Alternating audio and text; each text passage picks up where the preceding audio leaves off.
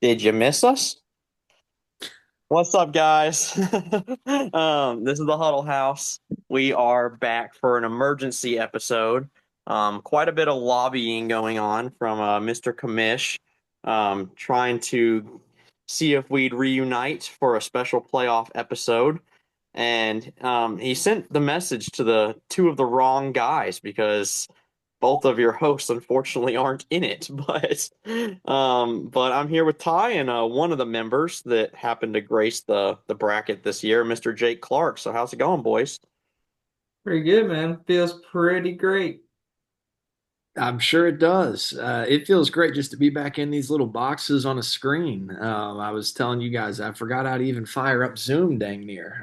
But we got back in here, and we haven't really been around this season, and just firing this up reminds me what it's all about, man. Life changes, things come and go, but this doesn't right here. This feeling and friendship in fantasy football. So I'm glad we can get in here and even chat for a little bit about what's coming around the pike and a fun playoff, hopefully that could lead to a first time champion for the league. So should be exciting. And I guess with that being said, Jake, why don't you, as the lone representative of the playoffs at the 3 seed here, you got to match up with Marcus this week. Talk to me about that. Talk to me about just the bigger playoff picture as a whole. And I know you're excited. What else might you be feeling? Well, I'd say just like how you mentioned how you just learned how to fire this thing up again. It's kind of like coming out of retirement. I know we were talking just before about you were asking me about Philip Rivers and coming out of retirement and possibly starting for the Colts. Well, if that happens, I think Marcus has a chance. As much as he keeps playing it off all week, he's been texting me acting like he has no prayer against me and lo and behold, if I lose, it's going to come at the demise of my favorite team, and that's going to be a heartbreaker. But if the Colts win this week, I'll be very happy. But if my fantasy team loses, it'll be a little bit of recovery. But as a whole, I think my team has been one of the most consistent teams in this league. It's averaged just a little over 120 every week, and like I've only had a few weeks where I've faltered and like really didn't perform. So I think the consistency is the way I'll win.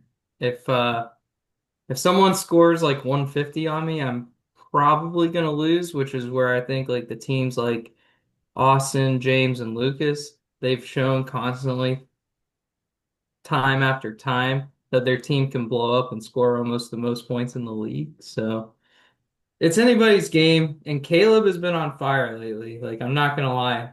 So the teams that were hot going into the playoffs, I would definitely say were Caleb and I. And then Marcus's team has kind of faltered. And then James and Austin and Lucas have been pretty consistent with me throughout the year. So let's just go back, Jake. Um, just a season as a whole, what's gone right for you this year? Because we were all at that draft party when we were doing it, and everybody was talking about that 2026 first round pick of yours like it was locked in to be a top pick. And here you sit as the 3 seed. Like you said, you've scored an average of 120. How did you remain steady in the face of that overall sentiment earlier in the year? And what went right for you to get to this point? Well, the biggest thing for me has been the quarterback position. Like that was the main thing for me, trading Brock Purdy away. I mean, Matt's demise for his season was because he had Brock Purdy on his team. Um, so I kind of think getting rid of Brock, getting rid of Zay, two representatives on Matt's team. My Uh, thing, man. Leave me alone. I'm sure. Sorry, you're catching strays on my change, but that's where the change was. Mahomes and May, like May being a breakout this year, like I haven't really had to start him much, but when I have, I mean, he's still putting up 20 points a game, and then Mahomes actually coming back to life this year has really been huge. Because when my quarterback puts up over 25 points, I mean, my team performs very well. And then the running back room is deep. Javonte Williams has been a coming out party, like what I thought he was when I drafted and picked him initially. So those are the things that have gone well. And I mean, even Harold Fannin on my taxi squad, like the depth of my team is finally coming around. I still think I'm a piece or two from being in that top three tier. Like I finished third, but like the tier of like when you look on paper on the roster of Lucas, James, and Austin. I still think there's work for me to do. But it feels a lot better because everybody was making fun of me. They're like, why do you always trade your picks? Why do you do this? Why do you do that? And I almost considered at the deadline trading my first round pick to you, Ty, for Chris Olave. And then I also reached out to Lucas, who was badgering me over and over for Debo Samuel for my first this upcoming year. But I refused. I stand pat, and I went 2-0 against Lucas this year, so it felt great. I'm hoping maybe a 3-0 chance if I can meet him in the championship. So That'd I be will say, Jake, even though you've completely overperformed, you should still be thanking me, just completely thanking me that you still did not trade your first for TJ Hawkinson. So you're welcome, by the way. Just take a trip back memory lane to that beach what's the conversation. story? What's the story there? I don't share with the class. Oh, it was just on the draft trip. Lucas was really politicking to get Jake's first for TJ Hawkinson. And I will admit, I thought that was going to be a top five pick that Jake was trading away. I will admit that. But even if it's pick 11, 12, TJ Hawkinson's not even like a top 10 tight end anymore. So nope. you're welcome, by the way. Little detour there, but no, Well, if you're bringing up trades on the beach, Marcus is very thankful he didn't trade with me because that first round pick, and I think it would have been like DK Metcalf and like Kyron Williams. I would have had Jonathan Taylor this year, possibly, and Rome Odunze. No, granted, Rome has kind of fallen off, but like I could have been in that top tier, I think, if had Marcus done that. Marcus was counting his blessings because he wouldn't be in the playoffs right now without Jonathan Taylor.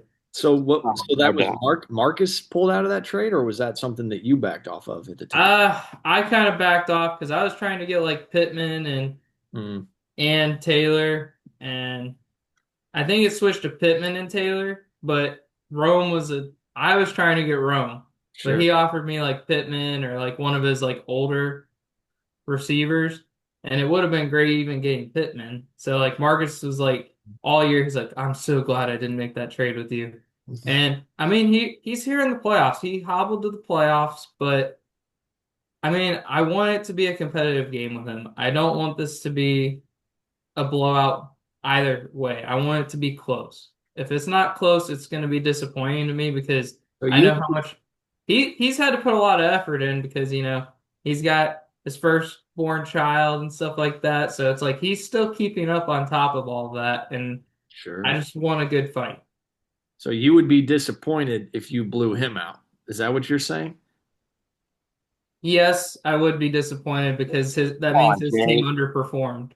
Come True. on. You should be wanting to win by 40. You're sounding like Kenny Payne right now, saying I like did Calipari like wants to beat me yes, by I do want 30. to I just beat want to beat Marcus him in by a one. beatdown, but it's the playoffs, man. I want it to be good, hard-fought games. I want it to be like the Bills over here, Gabe Davis, 7 TDs, and there or what is it?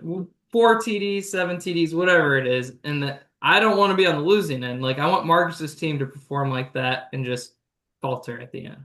It's a true There's enough to be sportsman. stressed about in life, Jake. You don't need to add a thing, but Jake, I got to give you credit, man. You found a way to get a third flex spot on your team this year, and that guy is Brandon Aubrey. Um, he's probably better than two-thirds of the flex plays in the league. So that's a solid 5 to 6 point advantage every single week over your opponent's kicker. So I think you should be giving Butter Aubrey a little bit more love. Just a thought. I Yeah. I heard that the other day. Butter. Was that his nickname or something? What's the deal with Butter? I don't really know. I've just heard people call him that. Like it's only been like one or two people, but it kind of stuck. I don't know if it's like an official nickname or if it's just something I heard, but clearly other people have said it if you knew it too. So Yeah, I heard uh, it. Heard it. yeah. But let's talk a little bit more about the rest of the slate. Sure. We've given you quite a bit of time to give a little thought on where you're at. Marcus is kind of a little bit on the opposite of where you've been these last few weeks. He's kind of been faltering a little bit. Um, he's still got so many elite weapons that you never know when they're going to turn it up. But I mean, Jonathan Taylor's been a little worse, and he's obviously got Philip Rivers, who knows what that'll look like. And it's at Seattle, great run defense. That's tough. And Yeah. if the Colts offense has a bad week, I mean that affects Pittman and Taylor, so that's tough. He can't get anything out of JJ McCarthy, which obviously he doesn't have, but that affects Justin Jefferson. That's been killing him. So just give me a little bit of thoughts on just kind of what your projections are for both of you guys on kind of how Marcus will perform this week. Well, I think he'll need a big Josh Allen game. Um, I mean, like a last week Josh Allen game. Just I guess normal Josh Allen. But Josh Allen meeting that projection, I feel like goes a long way because yeah, just the uncertainty with the Colts situation and who's going to be there, what their quarterback situation is going to look like and how that'll affect Taylor. I honestly feel like Jefferson is in for a week where he'll perform well. Prime time. I don't know if the Cowboys are that formidable of a They're defense, not. and I think nine shines brightest under the lights. I'm just messing around.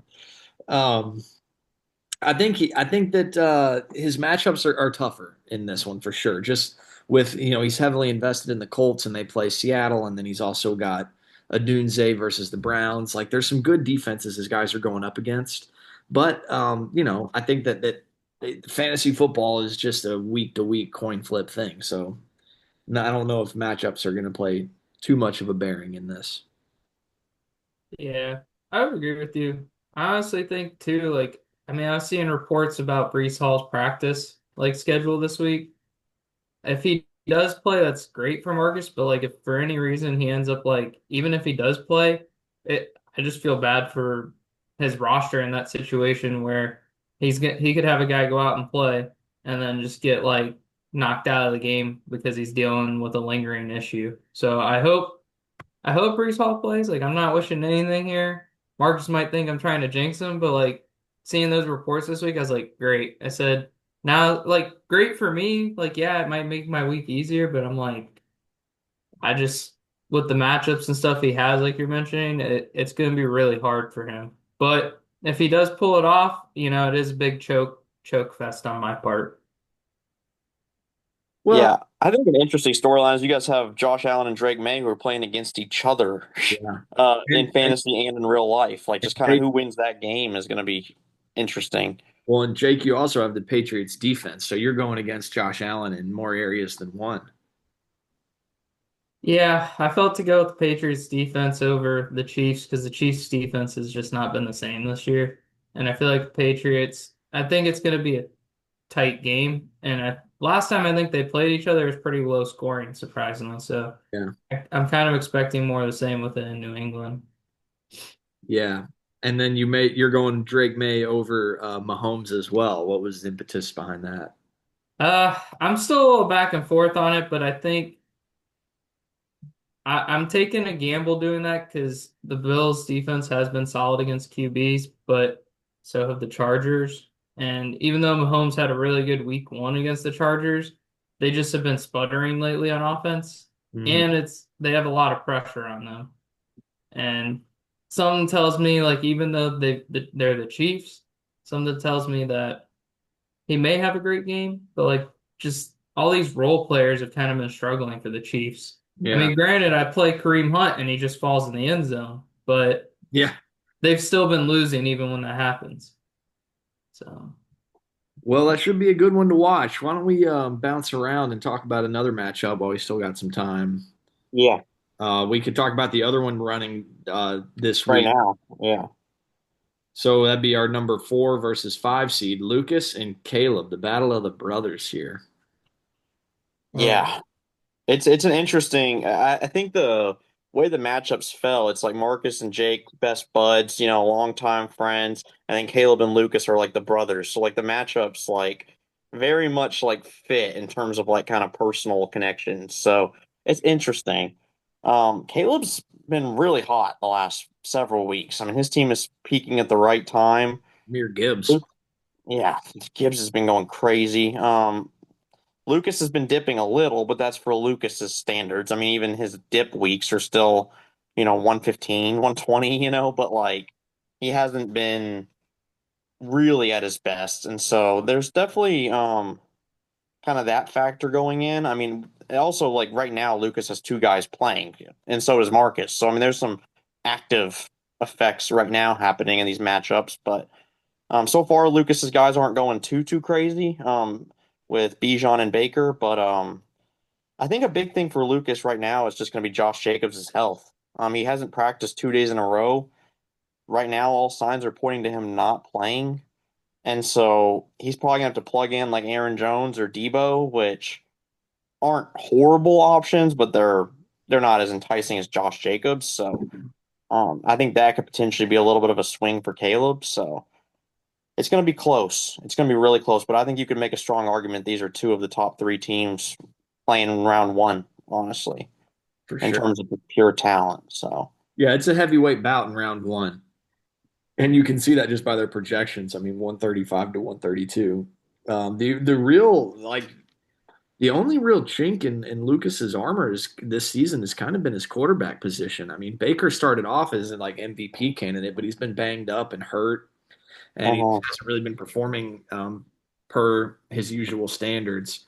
So I think that's been a little bit of a limiting factor for his team, as much as one can be. And then Geno Smith obviously has just been like a complete non-factor in yeah, real life, horrible. in fantasy football, in all areas. So, um, yeah, I this matchup is going to be a really fun one to pay attention to. Yeah, I mean, he could have let Gino go because Gino's been so bad, and I don't know, was Gino hurt? Yeah, it says Gino's doubtful. He could Yeah, have picked up Philip Rivers. He could have done it. I mean, I it's know he wouldn't up. play him, but I'm just saying as a stash, I mean, He he could makes have done yeah, whatever he needed to do. Because Gino's days, I think, are going to be numbered now at this point. yeah. I You have to. know whose days are not numbered? Philip Rivers is. That's a spring chicken right there. He's about to sign a 3-year extension. Yeah, he's got a grandchild. Yeah. Oh, pretty. So, Um, but yeah, I think y'all are right. I mean, to me, Lucas on paper should win, but with a couple of the injuries and things like that playing out in the QB position, I mean, don't forget Lamar Jackson is coming off like three out of his last four. He was not good. was So horrible, dude. Couldn't even get 10 points. like Like, last week, he finally scored points. So yeah. Caleb just needs to hope the momentum of that continues, and I think he'll be in good shape. He is starting two tight ends, which is a little questionable to me, but Trey McBride is just such an advantage Mhm. that it kind of will make up for him playing that second tight end flex. And who knows, Jawan Johnson could always catch a touchdown. I know he's really been annoyed with Marvin Harrison sitting down a lot too. So he's had to battle. If Caleb's team has been healthy, he's probably like top two, like competing with James and Austin. I would But agree. He's had a lot of injuries, and obviously Malik Neighbors lost early in the year as well, who might be the best player on his whole team. So I mean, he's definitely like the talent on his team is shown through despite all the injuries to land him in this position. And yeah, he's been yeah. clicking at the right time. So I mean, the Wyland brothers they're going to put up a good one here this round. Who are you guys picking?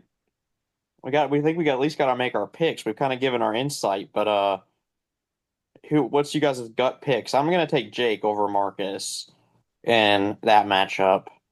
I'm kind of on the fence on this other one though. Hmm. I think the egg to me the wild card looking at these matchups the way it breaks down to me the wild card is going to be how does Arizona's offense do against Houston on the road, whose defense has been unreal because he's got Marv and Trey McBride that are affected by them being able to move the ball. And as of recently, no one can move the ball against Houston. So Well, and the way that Arizona's been scoring has mostly been garbage time stuff. yeah. Like Brissett's done okay for fantasy, and McBride has too, but it's like just kind of it's empty calories a little bit. So Oh, it definitely is. Yeah. Um, but I just think I don't know. I want to take Lucas. I want to, but I don't know. I'm kind of leaning towards maybe Caleb pulling the upset here. I think I'm probably going to lean Caleb. I hate saying it, but just because Well, there's a little bit of a mini rivalry there. Not like me and you though, Jake. well, I put it this way, Matt. I don't think Ty could really pick Caleb in this matchup after all the group chat stuff this past week. So I really think I don't know. I feel like I may have to be a tiebreaker in the vote if I'm right here, Ty. I don't know what you're talking about, Jake. I'm picking Lucas with this though. All right. I'm gonna side with Ty on this one. As much as like at least right now it's not looking great with Baker not doing too much, but I definitely think that Lucas's team just one of his guys, one of his stars, I think is gonna pop off. And I think it's gonna at least like negate Jahmyr Gibbs. And I feel like if Jahmyr Gibbs can be negated, I think Lucas's team should shine through. And I want to see the rematch of James versus Lucas in the semifinals. Oh yeah, that could Yeah. be a semifinal match. Yeah. So really, like, no matter what way we look at it, or no, wait. Oh well, like only one of them can be represented in the championship game. So I mean, that adds an. Yeah. So the other half will be either you, Marcus, or us. Austin. Yeah. Which that's what I mean. Austin's been to the championship once, and but other than that, it'd be a new person in the finals between Yeah. you and Marcus. So This is an exciting bracket, man. This is definitely an exciting bracket. I know these two can't be happy to be facing each other in the first round because I feel like they would have been envisioning this as a like championship match the way it's all shook out. oh yeah, no doubt. This is a brutal first draw for really both of them. But Yeah. um, you got to play who's in front of you. I mean, I think if Lucas had been able to pull out against you or pull out the win against you, Jake, then I think he'd be sitting a little bit prettier drawing Marcus in the first round. But Yeah. um, Well, and that's what I was thinking too. I mean, for me, I lost to Austin and he made the championship that first season. So like for me, it's coming for revenge if I can get it, and try to get that appearance in the championship game. But it's gonna be tough. I mean, I agree with y'all. I think the side of the bracket with James, Lucas, and Caleb, they're gonna beat up on each other. So I'm really just hoping that I can sneak by Marcus and sneak by Austin and at least have an opportunity and a chance against hopefully somebody could represent. I wouldn't mind it being new people in the championship, but we'll have to see how it plays out. Somebody's got to take down the top dogs. I mean, the only way it can be a new person on the other side is if Caleb makes it, which is very possible. But James and Lucas are both familiar with that game as of last year. So, but there's most likely going to be a new person on your end. Uh, Um, so yeah, it's going to be interesting. I'm really excited to see how it plays out. I mean, I'd be a lot more excited if I was in it, but I'm still excited to see how it plays out nonetheless. Well, we've talked yeah. about the matchups this week. We should definitely talk about our 1 and 2 seeds a little bit and just Yeah, oh for sure. their standing and what could be coming their way. I guess we'll work our way up to number one and James. Why don't we talk about Austin a little bit and number two? Do we segue from what Jake you were talking about potentially facing him? Yeah. I mean, an incredible year for him, hasn't it been? Yeah. I mean, we're talking about Austin or James. Austin. Yeah, Austin's honestly had an incredible season. His wide receivers just any way you put it top to bottom is just incredible. Hmm. And it's so hard to compete with because I mean in the regular season too, it like I just couldn't compete with his team because of the depth he has. And I mean when Herbert's slinging it and healthy, he it's just really hard. So that's the challenge I see with his roster. So let me Yeah, see. I'm and he's trying to pull up his team though to kind of help me visualize. well, he's been getting a lot of nice rushing yards from Herbert as well. And then obviously he had the Rico Dowdle monster blow up midseason, kind of out of nowhere, and he's still rocking him as his RB2. He's had Travion Henderson's emergence down the stretch here. Yep. And obviously, yeah, like the big guns are his quartet of wide receivers with Amon-Ra, Puka, JSN, and Igbuka. Even though Igbuka's cooled down a little bit from how hot he started, I mean, he's still an option you'd love to have in your flex. So I mean, For sure. he at one point in time in this season, I think those four guys were, I don't know in what order, but top 8 or top 10 receivers. Like he had four of them on his team. So I mean, he's definitely just been a wrecking ball moving through the league. So I feel like he's very dangerous. And I guess the weakness could just be those running backs because Henderson's very tantalizing and a fun player, and Dowdle's been really good, but neither of those guys are quite the sure thing as his wide receivers are on a week in to week out basis. Yeah, I'd agree with that. I think Mark Andrews kind of week to week, we've seen it. He comes and goes. He's kind of like Houdini. So that's another thing, like between what you're saying, like it's the running backs and his tight end room are the only areas that I think like if they have an off week, you can maybe have it like that's where the hole is and the gap is to actually beat his team. Yeah, it's a shame for him that Mark Andrews plays the Bengals when he's on a bye because every tight end just gets crazy points on the Bengals.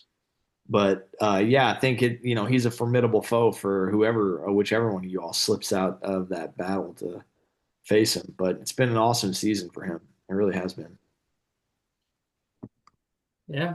He made that move and traded his first round pick from this year to go up and get back in there and get Henderson.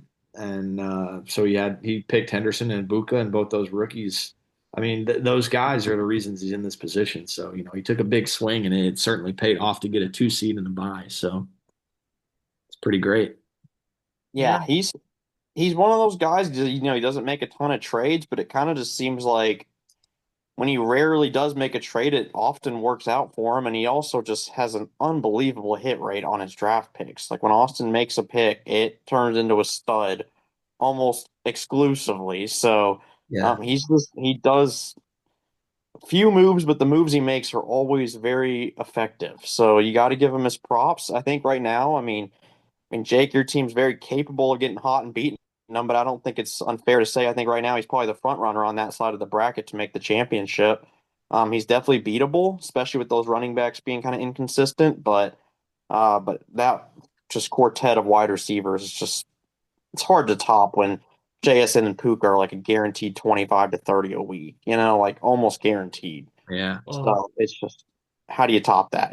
So yeah, that's a good point you bring up, Matt, about JSN. Because, like, the Vikings right now would be begging for Sam Darnold to be throwing Jefferson the football. So, like, Marcus's team, Marcus is probably wishing he had Sam Darnold still in Minnesota. Oh, yeah. So, JSN's emergence is really, I think that's the huge success for him. And that, like Ty said, that's how he's in this position. Yeah. So he like Matt said, is probably the favorite from that side of the bracket. Let's go over to the 1 seed, James, who I don't know how many years he's been the 1 seed, but it feels like most of them now. Even yeah, I know you had it one year, Jake, the first year, but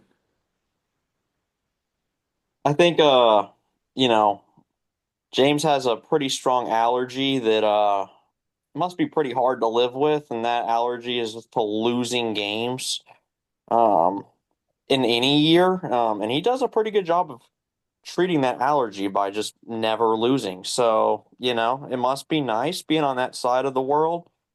I'd love to say I was there, but I don't know when his team is ever gonna have a bad year.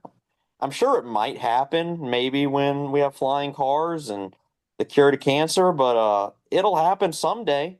But I don't know when. So I'm done betting against him. He's kind of like the Kansas City Chiefs, of our fantasy league.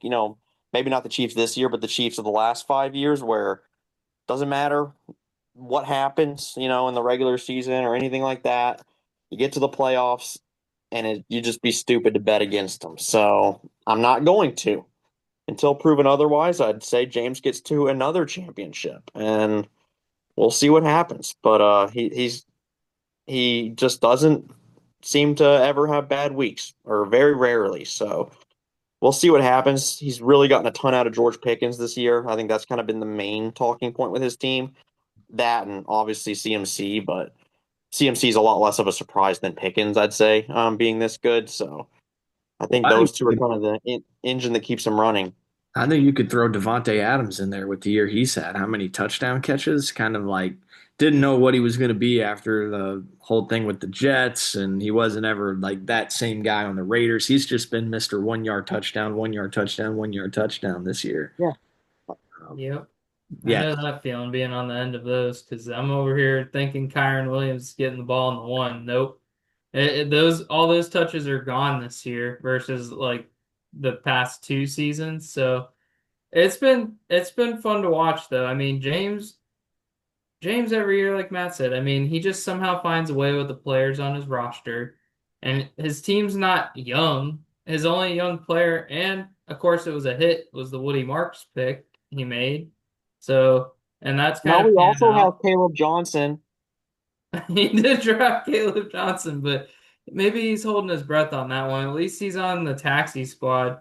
I no, he's think. on his Wait, active roster. oh, he's on the active roster. Okay. So, I mean, he's holding his breath. I know a lot of people were hitting him up at the deadline about Caleb Johnson, but I think he's in it for the long haul here because even though Kenny G over here on the Steelers is trying to like take over for Jalen Warren or something, but James's team is just, yeah, they're consistently good. And yeah, the George Pickens and Dak Prescott, but then Matthew Stafford's also been really good. So my thought on his team this year was his QB position was going to be an issue, and then he addressed it immediately when Kyler went down, and Hmm. he's just he's made very minimal moves, I feel like not huge trades, but besides Pickens, Hmm. but like getting those Cowboys guys, that the Cowboys offense is really what backs up CMC's explosion games.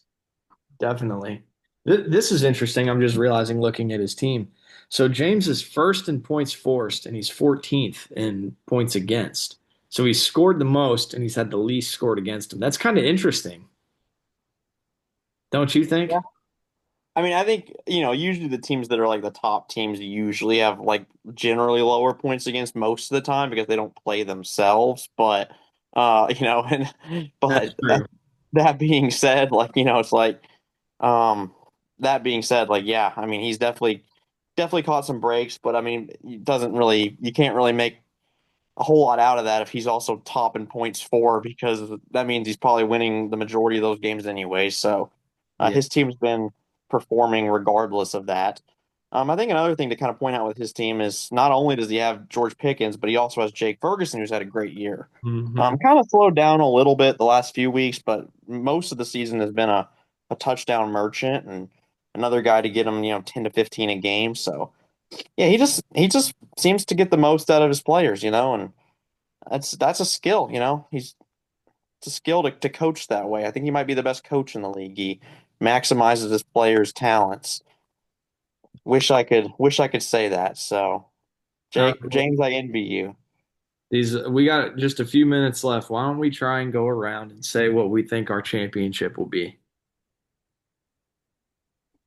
guess I'll start us off. I think the championship. I'm gonna bet on myself. I think I can do it. I feel this could be the year. If I choke against Marcus, y'all will never let me hear the end of it. And I really do think I'm gonna say James somehow finds himself back in the championship, and we're gonna do a brother v brother showdown in the Ah, it championship. goes Clark Brothers. So that's what I'm gonna shoot for. And I'm gonna honestly, James would never expect me to do this. You'd think I want to pick myself, but I'm gonna pick James to come out on top for the championship this season. All right, I'll go next. Always safe bet picking the one seed. I can't blame you. So it's kind of complicated for me. Lucas and Caleb is obviously kind of the toss-up matchup this week. I think Lucas right now is kind of banged up. Achan, Jacobs, some guys that are kind of questionable might not play, and some tough matchups. I think if Lucas gets past Caleb, I would actually probably project Lucas to play better next week and beat James and get to the championship.